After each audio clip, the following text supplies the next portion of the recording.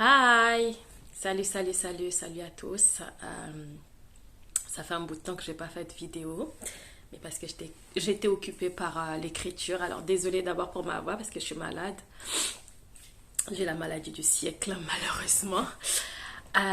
Donc aujourd'hui, je venais vous parler d'un témoignage, un témoignage pour ma vie, pour ma rencontre avec Jésus. Alors, comme je dis souvent, toute ma vie, je dirais que toute ma vie est un témoignage. Toutes les circonstances que je rencontre dans ma vie est un témoignage. Toutes les épreuves que j'ai dans ma vie est un témoignage. Les épreuves, les larmes, les victoires, les douleurs, pour moi, c'est vraiment un témoignage. Mais aujourd'hui, je tenais à vous parler de comment Dieu m'a délivré de l'emprise de l'argent. Alors, autrefois, j'étais quelqu'un qui aimait l'argent, mais pas dans le sens où j'aimais l'argent des gens ou autre, loin de là. J'aimais l'argent parce que l'argent avait une emprise sur moi, une emprise très très importante dans le sens où je travaillais dur, je me battais vraiment dans ma vie quand j'étais jeune, si je puis dire là. Je me battais beaucoup dans ma vie et en fait, il fallait pas toucher à mon argent. Dans le sens où matin, midi, soir, je pouvais consulter mon compte au moins une vingtaine de fois. Alors, je ne sais pas si ça vous est déjà arrivé, mais moi, dès que je me réveillais, je regardais combien j'ai sur mon compte. Je faisais vraiment des projets, mais des fois sans même des projets, mais je me disais, ah ouais, j'ai tant, faut pas que ça dépasse, faut pas qu'il y ait des opérations qui passent sur mon compte parce que je programmais tout en fait. Je travaillais dur et d'autant plus que je me projetais déjà sur la somme que j'allais avoir à la fin du mois. Je faisais tout sans m'en rendre compte. L'argent était devenu le maître de ma vie en quelque sorte. De plus, quand je remarquais que c'est pas des grosses sommes d'argent qui manquaient sur mon compte, quand je remarquais par exemple qu'il manquait 10 euros sur mon compte ou qu'il manquait 5 euros, qu'il manquait 20 euros, j'envoyais un message à mon banquier pour lui demander comment ça se fait, il manque tant. Quand je fais le calcul, quel est quelle est cette action qui est passée sur mon compte, je ne reconnais pas ça.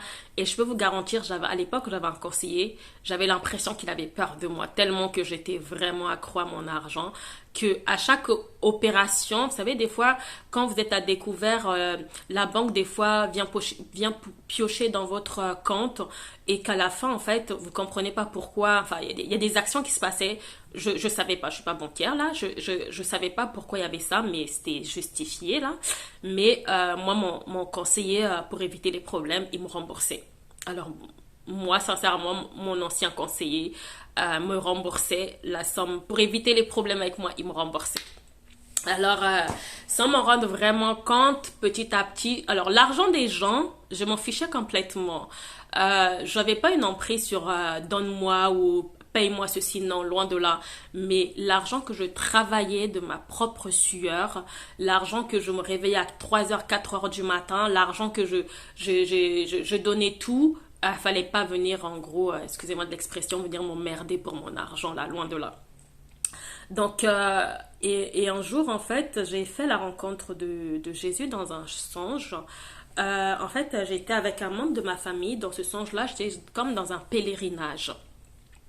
Et dans ce pèlerinage, en fait, j'étais accompagnée d'un membre de ma famille qui a vraiment beaucoup d'importance à mes yeux. Quelqu'un qui m'a beaucoup vraiment appris sur la foi, quelqu'un qui a fait de moi ce que je suis devenue aussi. Je sais que Dieu est pour quelque chose, mais quelqu'un qui a vraiment été là pour moi, en fait. Donc, dans ce songe, en fait, on rencontre quelqu'un. Alors, on rencontre un monsieur parce que j'étais paniquée. Je disais mon portefeuille, j'avais perdu mon portefeuille. C'était comme un monastère, là, une grande maison où les gens venaient se recueillir, mais il fallait vraiment être silencieux, là. Donc, du coup, je cherchais, mais mon portefeuille, je disais à la personne qui était à côté de moi, il faut qu'on retrouve mon portefeuille parce qu'il y a mon portefeuille, il y a tout dedans. Faut pas que je perds mon portefeuille, là. J'étais vraiment en crise, là. Donc on rencontre un monsieur. Alors ce monsieur n'avait pas là, je le connaissais pas. Ce monsieur avait le visage de monsieur tout le monde. Alors ce monsieur nous interpelle en me disant mais qu'est-ce que tu cherches? Je lui dis écoutez, je cherche mon portefeuille, j'ai perdu mon portefeuille et je ne le retrouve pas. Et ce monsieur me dira mais pourquoi tu te mets dans cet état à cause d'un portefeuille? Et là, je lui ai dit, mais dans mon portefeuille, il y a tout. Il y a mon argent, il y a mes cartes bleues, il y a ma carte d'identité, il y a tout. Je perds mon portefeuille, c'est comme si je perdais mon identité, là. Je perds mon portefeuille, c'est comme si je perdais tout de moi, là. C'est comme si je n'existais plus, là. Donc, ce monsieur, par la suite, en discutant, me demande, me dit, qui est Jésus pour toi dans ta vie? Je fais, mais comment ça, qui est Jésus pour moi dans ma vie? Et je fais, Jésus, c'est le Fils de Dieu. Jésus s'est sacrifié pour moi, pour mes péchés. Il a donné sa vie pour moi.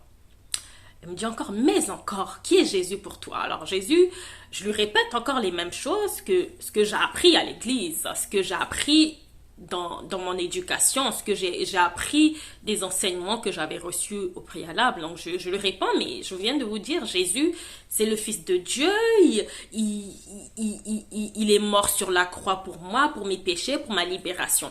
Ce monsieur me posera la question à 3 reprises et je lui répéterai les mêmes choses. Mais par la suite, ce monsieur me dira, il faut que tu lâches ton portefeuille. Il faut que tu lâches ton portefeuille. Je dis, mais je ne peux pas lâcher mon portefeuille. Il y a tout dedans dans mon portefeuille. Il y a ma vie, c'est ma vie, mon portefeuille. Il y a mon argent, c'est tout. Là, je perds mon portefeuille. Je n'existe plus en quelque sorte, là. Mais en fait, à la fin, je me réveille en sursaut et en sueur. Et en fait, je me réveille et je fais une prière. Je demande à Seigneur, mais Seigneur, qu'est-ce que ça veut dire? Qu'est-ce que ça veut dire? Et comme on dit souvent, Dieu parle par plusieurs manières. Donc du coup, il était peut-être 3h, 4h du matin, j'envoie un message vocal à un ami qui est prêtre, qui est aussi un guide spirituel pour moi. Je lui explique ce rêve-là. Donc, du coup, je lui dis, écoute, j'ai rêvé ça. À l'époque, je n'avais pas vraiment de discernement. Je ne savais pas vraiment les rêves. Et à l'époque, je me rappelle, quand je rêvais, si j'enregistrais pas le matin, mon rêve s'éparpillait un tout petit peu. Je perdais un peu le fil de mon rêve. Donc, du coup, je lui envoie ça. Et lui, il me dira, je te reviens dans 2 à 3 jours. Et en fait, ce qui s'est passé, c'est que 2 à 3 jours, 3 jours après, il revient vers moi et il me dit... dis-moi un peu, qu'as-tu répondu vraiment à ce monsieur dans ton rêve quand il t'a posé la question à 3 reprises sur qui est Dieu, sur qui est Jésus dans ta vie?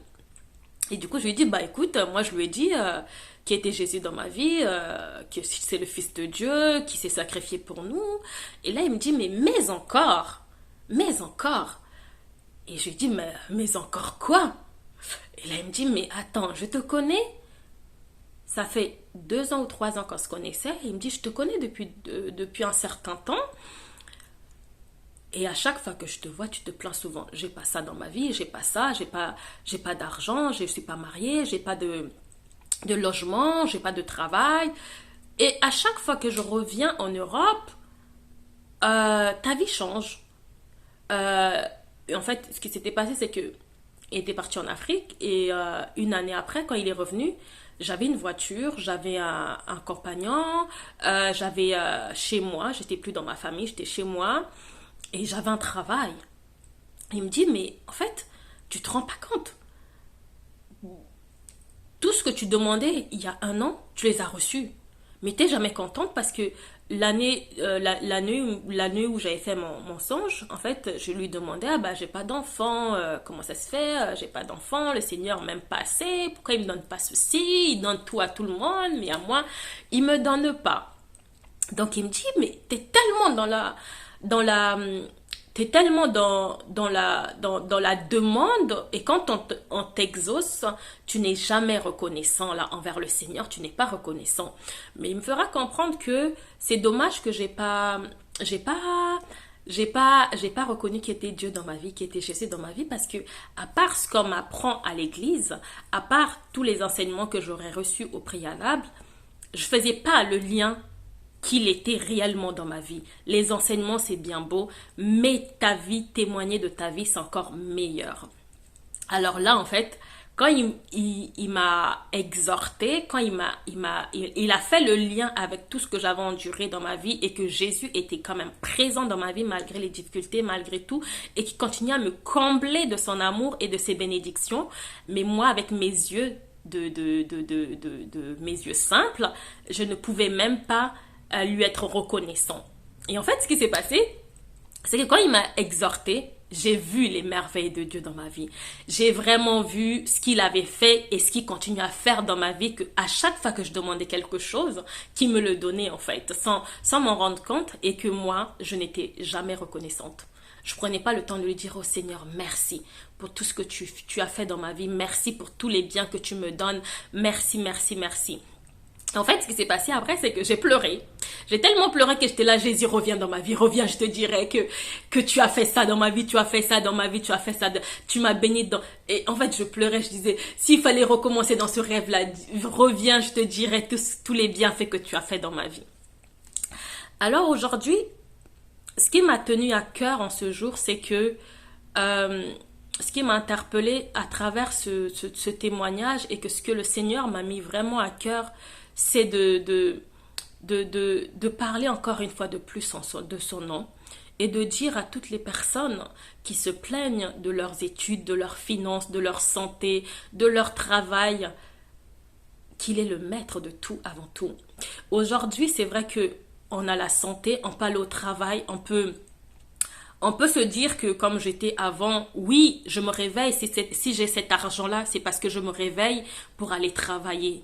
Si j'ai cet argent-là sur mon compte, c'est que c'est à la sueur de mon front. Mais j'oubliais une chose, et j'aimerais pas que vous oubliez cette chose-là, c'est que si tu te réveilles aujourd'hui, c'est pas de ta propre volonté. Si tu te réveilles aujourd'hui, c'est pas parce que tu l'as voulu, c'est parce que quelqu'un l'a voulu dans ton sommeil.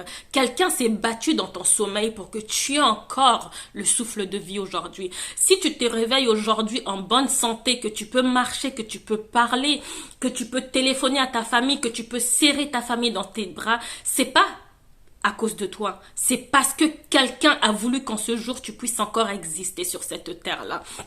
Je veux parler à quelqu'un dans le sens où, hier, je regardais encore, j'ai vu une vidéo, où une femme est morte. Une femme magnifique, une femme qui avait des enfants, une femme pleine de vie, une femme... Mais je me suis dit, Seigneur, si tôt, si jeune, qu'est-ce que j'ai mérité à tes yeux pour que je puisse encore exister? Mais aujourd'hui, c'est juste pour te dire que toi qui me regardes, si aujourd'hui tu existes encore, c'est que le Seigneur veut que tu témoignes encore de son nom. Si aujourd'hui tu existes encore, c'est que le Seigneur, il attend encore quelque chose de toi. Ton heure n'est pas encore arrivée. Si ton heure n'est pas encore arrivée, prends le temps de l'accepter comme Seigneur et Sauveur. Prends le temps de le louer. Prends le temps de parler de lui. Prends le temps de t'exprimer en public, de ne pas avoir honte, de dire les bienfaits qu'il a fait dans ta vie. Si aujourd'hui tu existes encore, remercie le Seigneur, parce que hier, demain ou après-demain, il y aura des gens qui quitteront ce monde, mais il te fait encore grâce, toi, de voir le jour. Il te fait grâce de contempler encore ses merveilles. Il te fait grâce, non pas parce qu'il n'aime pas les autres, il nous aime tous, mais il veut vraiment que ce qu'il a mis en toi, tu puisses le témoigner. Les dons qu'il a mis en toi, tu puisses vraiment les témoigner au monde. Il y avait quelque chose qui m'est revenu ce matin, vraiment, lorsque je priais. C'est que si demain je meurs, vraiment, si demain, aujourd'hui ou demain je meurs, et que le Seigneur me demande, qu'as-tu fait des dons que j'ai mis en toi? Qu'as-tu fait de tout ce que je t'ai donné sur terre? Qu'as-tu fait de mon nom, du nom de Jésus, celui qui est mort sur la croix pour toi? Qu'as-tu fait? Tu l'as gardé dans ta maison. Tu l'as gardé en toi. Tu ne l'as pas proclamé. Mais aujourd'hui, vraiment, je veux te dire aujourd'hui, j'aimerais vraiment que les dons qu'il a mis en toi, j'aimerais vraiment que... obligé en chacun de nous, il y a des dons. Dans sa parole, il est dit, je me rappelle plus c'est dans quel verset, mais il y a un seul esprit, mais plusieurs dons. Alors oui, le Seigneur, si t'a donné l'intelligence il t'a donné l'intelligence de proclamer, l'intelligence de parler, le pouvoir de parler, le pouvoir de guérir. alors mets-le en pratique. Mets-le vraiment en pratique. N'aie pas honte de lui, car dans sa parole, il dit, si tu as honte de lui devant les hommes, il aura honte de toi. Alors aujourd'hui, je t'en supplie, si vraiment tu as au fond de toi, tu reconnais que le Seigneur est le maître de ta vie, qu'il a mis des dons en toi, le don du chant, l'audace de parler, que tu as l'art de savoir t'exprimer en public, que tu es vraiment assoiffé de toi, que tu sens vraiment que tu as un appel, ne refoule pas cet appel-là, ne refoule pas ces dons-là, car au jour venu, il te demandera des comptes. Il te demandera des comptes. Et avant qu'il ne soit trop tard, je t'implore, repens-toi et fais sa volonté. Car lorsque tu fais sa volonté, je te promets qu'il va réaliser. Moi, aujourd'hui, je peux vous garantir que je travaille, j'ai pas un salaire de ministre, j'ai pas un salaire, j'ai pas 20 ans ou 50 ans d'expérience, mais le peu qu'il me donne, vous pouvez pas savoir combien ça me fait du bien. Vous pouvez pas savoir combien ça me comble. J'ai compris que si j'arrive à me réveiller, si je vais travailler, si j'arrive à rentrer chez moi après le travail, après les vacances, j'ai la chance de revenir saine et sauve, ce n'est pas parce que je sais conduire, ce n'est pas parce que j'ai été à l'école, parce que j'ai appris, loin de là, c'est parce qu'il y a un Dieu qui me fait grâce, il y a un Dieu en qui j'ai trouvé vraiment grâce à ses yeux. Alors oui, je vous implore, avant qu'il ne soit trop tard, toi qui te plains que oui, tu as la maladie, que tu es ceci, depuis des années tu souffres, je peux te garantir que la souffrance, on souffre tous. La maladie, on est tous passés par là. Mais aujourd'hui, si tu es malade et que tu te morfonds dans ta maladie en disant « Qu'est-ce qu'il a fait pour moi ?» Mais je peux te garantir que même la maladie, si tu crois fermement, tu peux dépasser ta maladie. Tu peux passer outre ta maladie. Alors, les dons qu'il a mis en toi, travaille-y dès maintenant. Exploite-les. Car ces dons-là, c'est sur cette terre qu'il faut les utiliser. Une fois là-haut, on n'en aura plus besoin. Une fois là-haut, on n'a plus besoin de ces dons-là. Je t'implore, reviens à lui avant qu'il ne soit trop tard. Reviens à lui et avant qu'il ne soit trop tard. Il y a quelques jours, j'étais à mon culte et une parole que mon pasteur a dit qui m'a beaucoup touchée, c'est que certaines personnes sont bénies sur cette terre. Certaines personnes ont tout ce qu'ils veulent. Toi, par exemple, tu peux te dire, Seigneur, eux, tu leur donnes facilement, mais à moi, c'est dur d'avoir le peu que de tout ce que tu leur donnes. Mais je veux te dire, il y a quelque chose qui m'a touchée, c'est que certaines bénédictions, tu ne les auras pas tant que tu n'auras pas fait l'œuvre de Dieu. Certaines bénédictions, tu ne les auras pas tant que tu n'es pas à la place que le Seigneur t'attend. Certaines bénédictions, tu ne les auras pas tant que tu n'auras pas répondu à son appel. Certaines bénédictions, tu ne les auras pas tant que tu n'auras pas dit oui, ok, j'accepte. Alors, oui, tu vas envier tes amis. Oui, tu vas te morfondre. Oui, tu vas pleurer matin, midi, soir. Pourquoi tu m'as abandonné? Pourquoi tu me donnes pas ça? Pourquoi? Mais tout ce qu'il te donne déjà, est-ce que tu lui as dit merci? Est-ce que tu t'es revenu dans sa maison? Sois reconnaissant pour ses bienfaits. Sois reconnaissant, même pour les minimes choses qu'il fait dans ta vie. Sois reconnaissant pour la maladie, car certaines personnes vont tomber malades. Ils auront peut-être pas de salaire ou ils auront un salaire, mais ils vont se dire pourquoi Seigneur je suis tombé malade. Mais peut-être le Seigneur veut que tu tombes malade parce que derrière cette maladie il y a quelque chose qui se cache. Derrière cette maladie il veut que son nom soit triomphé. Derrière cette maladie il veut que tu témoignes de ce qui t'est arrivé. Mais toi en attendant tu restes là. Pourquoi moi? Jusqu'à quand tu vas rester à te dire pourquoi Seigneur? Pourquoi ça m'arrive? Pourquoi? Est-ce que tu peux louer même quand tu es dans la maladie? Est-ce que tu peux danser même quand tu es dans la maladie? Est-ce que tu peux dire oui Seigneur, merci pour cette maladie-là? Oh oui, je peux te garantir que lorsque tu proclames, même quand tu es dans la souffrance, même quand tu es dans la maladie, tu proclames, tu danses, tu loues le Seigneur, même l'ennemi va se dire, mais qu'elle est en train de faire? Qu'est-ce qu'elle est en train de faire? Alors, au lieu de pleurer, au lieu de te dire, j'ai pas ça, moi je peux vous garantir que depuis que j'ai mis le Seigneur dans ma vie, l'argent n'est plus le maître dans ma vie. L'argent n'est plus le Seigneur dans ma vie. L'argent ne prend plus le contrôle de ma vie. Même quand j'ai rien dans mon compte, je sais que mon Dieu va pourvoir.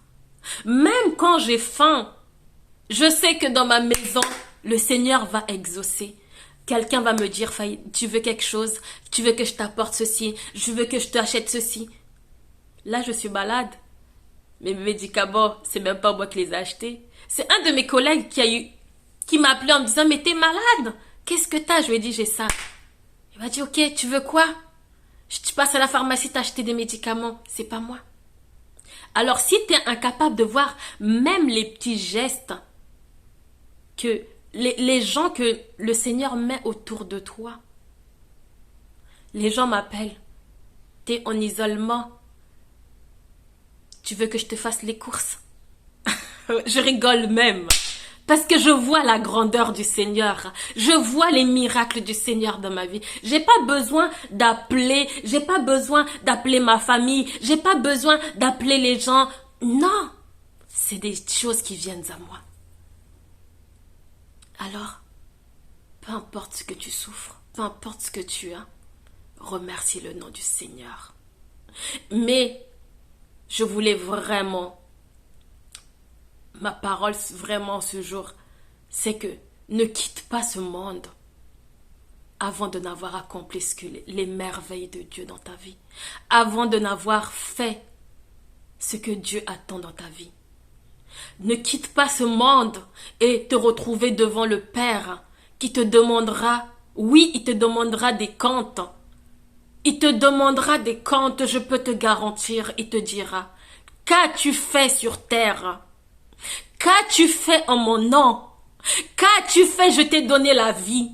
Je t'ai donné le souffle de vie. Je t'ai donné un mariage. Je t'ai donné des enfants. Je t'ai donné des maisons. Je t'ai donné tout ce que tu me demandais. Car ma parole dit, oui, sa parole dit, demandez et je vous donnerai. Mais en retour, qu'as-tu fait de mon nom? Qu'as-tu fait du nom de Jésus-Christ?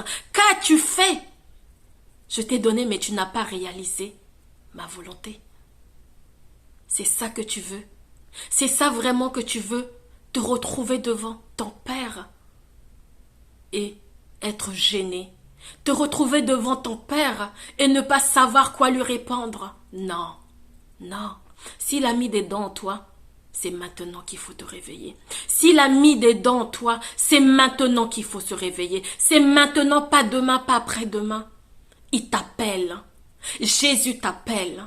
Jésus t'appelle.